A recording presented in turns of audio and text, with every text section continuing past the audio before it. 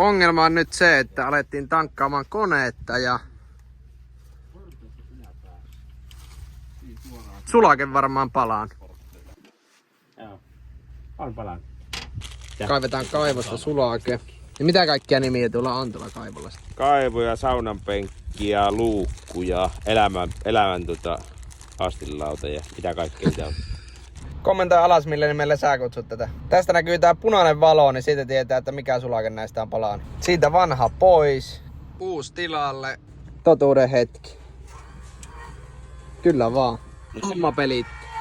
Uudet pumput, niin niissä alumiinisiivet, niin siivet on uudet ja alumiini piensipru siellä, niin napsahtaa jummiin.